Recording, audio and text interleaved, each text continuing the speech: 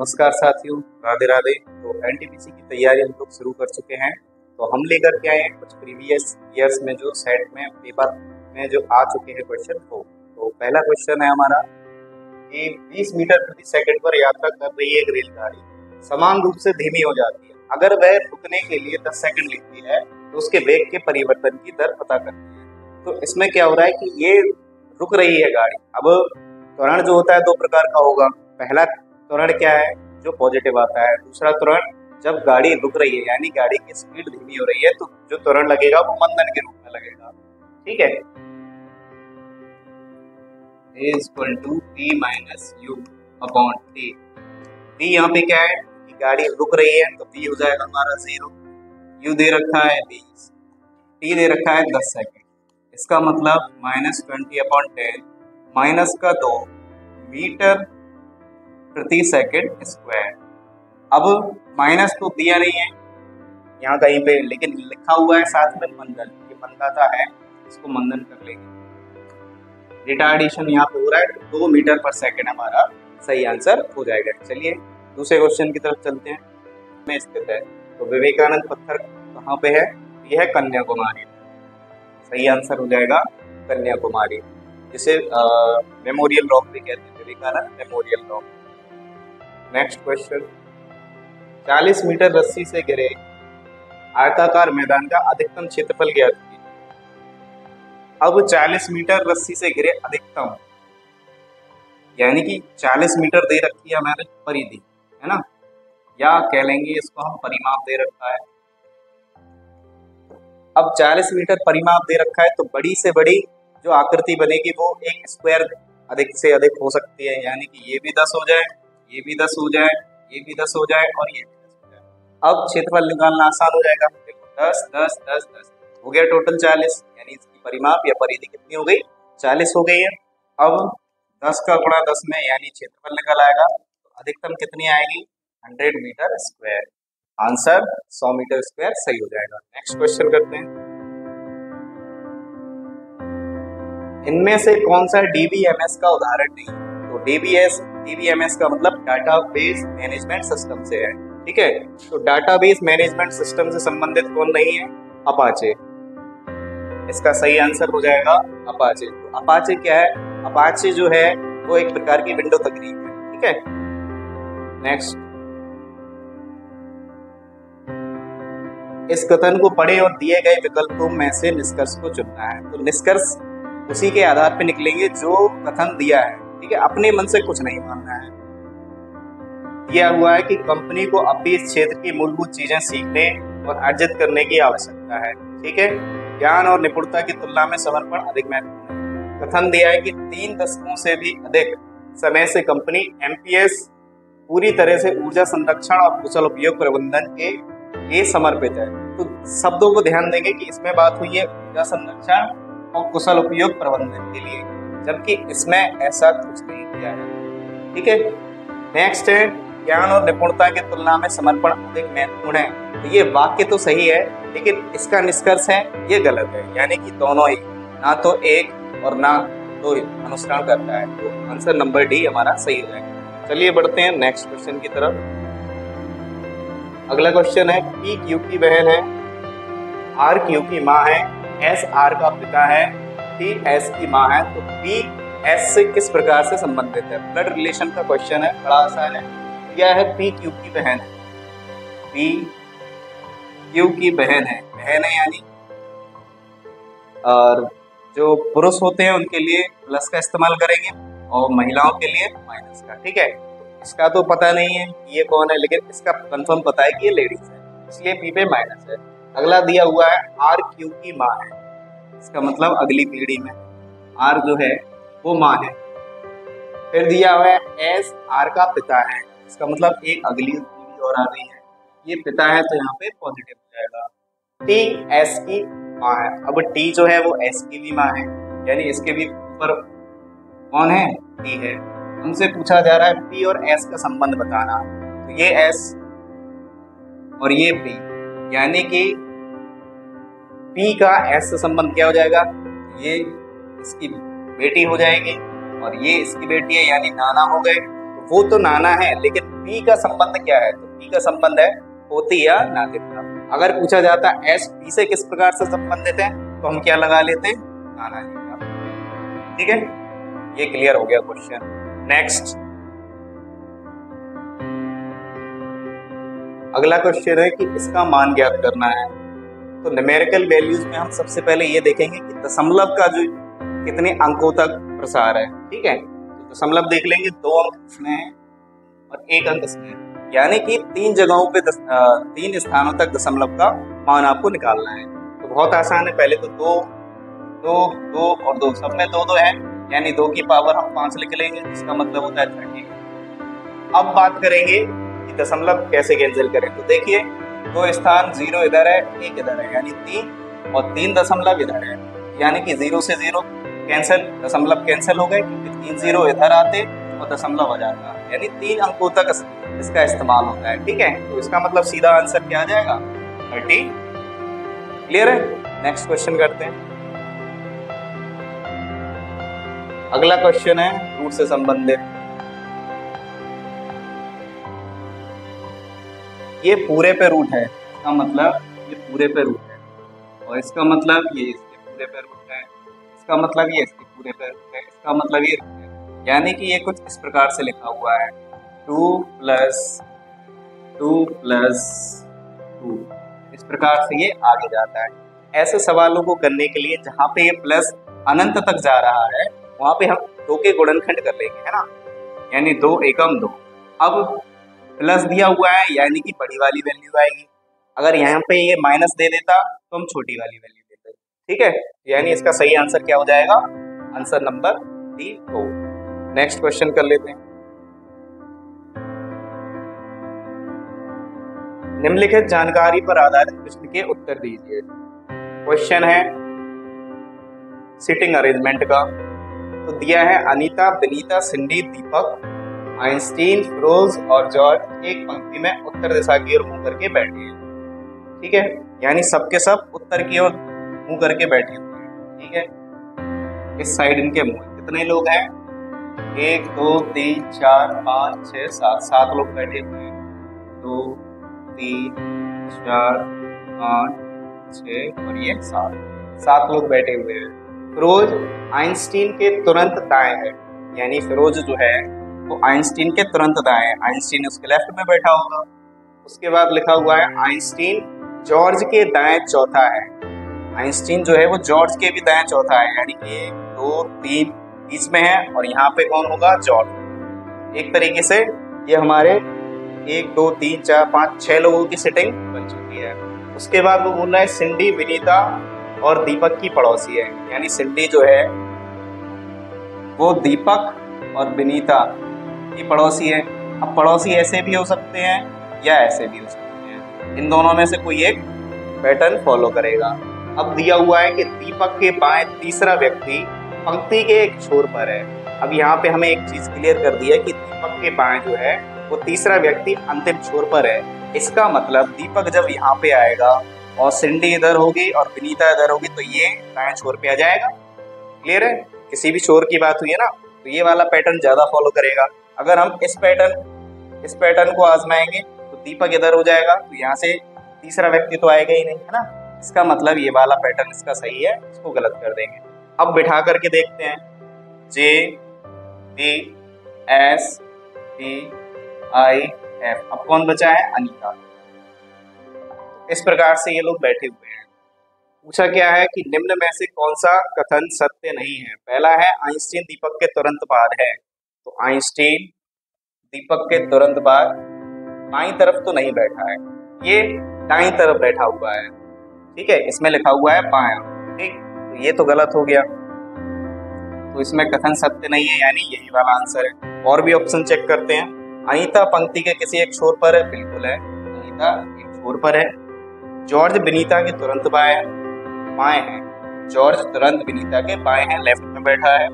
फिरोज दीपक के दाएं दूसरा है, फिरोज दीपक के दाएं दूसरा है, यानी ये हमारा ये तीनों सही है, पहला वाला कथन असत्य। अगला क्वेश्चन हमारा पजल से संबंधित है। तो दिया गया है उस चित्र को चुने जो अन्य 3 से भिन्न है। ठीक है, बहुत आसान है, ज्यादा दिक्कत देगा नहीं। यहाँ पे हम देखेंगे कि ये एक दूसरे के विपरीत सिरे हैं, ये एक दूसरे के विपरीत सिरे हैं, ये एक दूसरे के विपरीत सिरे हैं, लेकिन ये जो सिरे हैं वो एक ही दिशा में जा रहे हैं, है ना। इसका मतलब आंसर नंबर 4 हमारा सही हो गया। ठीक है, नेक्स्ट क्वेश्चन।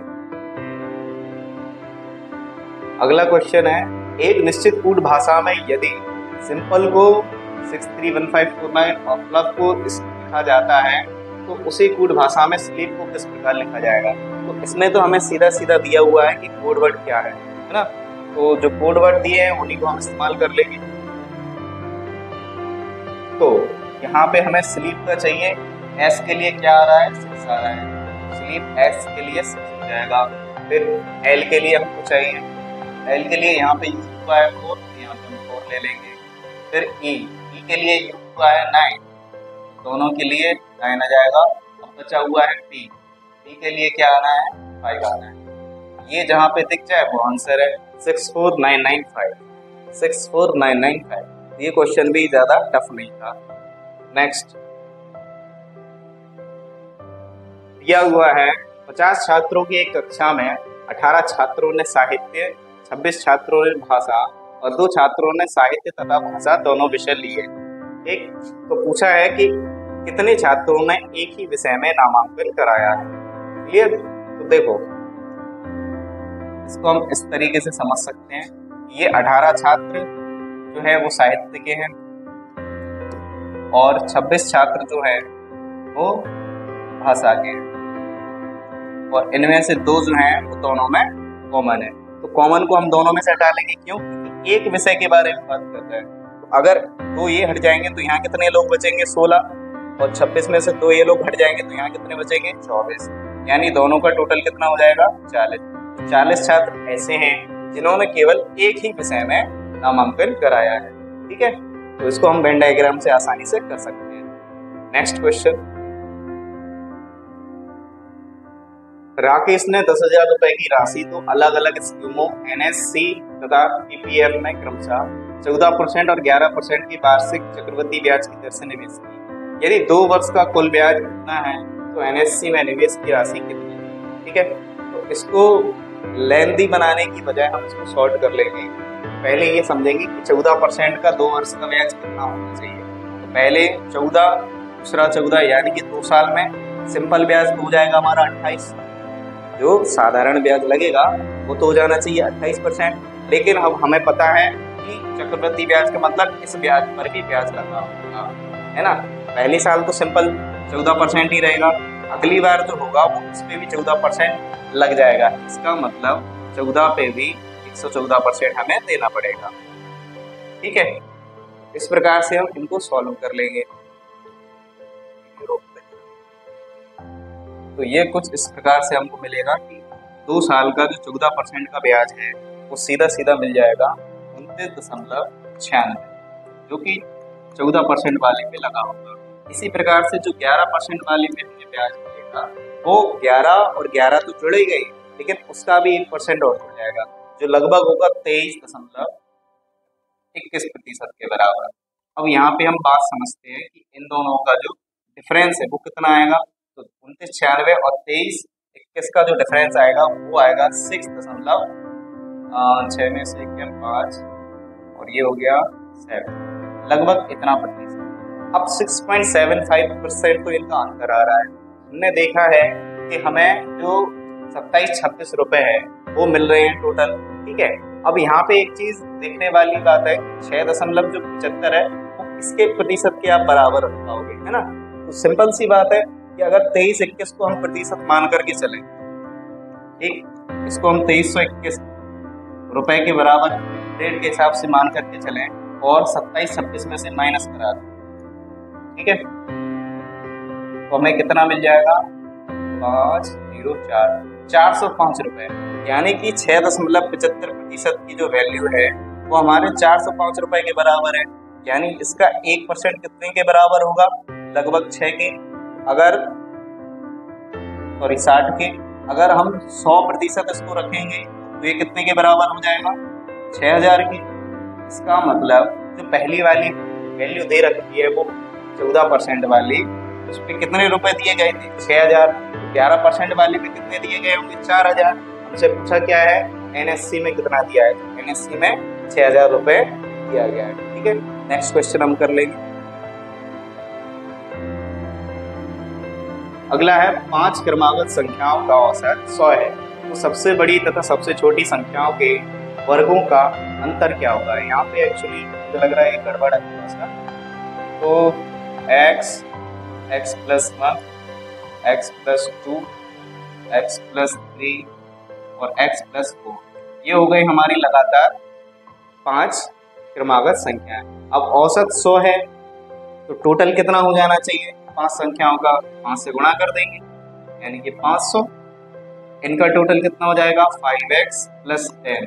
5x प्लस 10 बराबर कितना हो रहा है? 500। तो x बराबर कितना हो जाएगा? 490 बटे में 5, यानी कि x की वैल्यू कितनी आ जाएगी? 99। वो कह रहा है कि बड़ी संख्या और छोटी संख्या के वर्गों का अंतर। तो छोटी संख्या अगर 99 है तो बड़ी संख्या में कितना जोड़ना है? 4, यानी कि बड़ी संख्या हो जाएगी 103।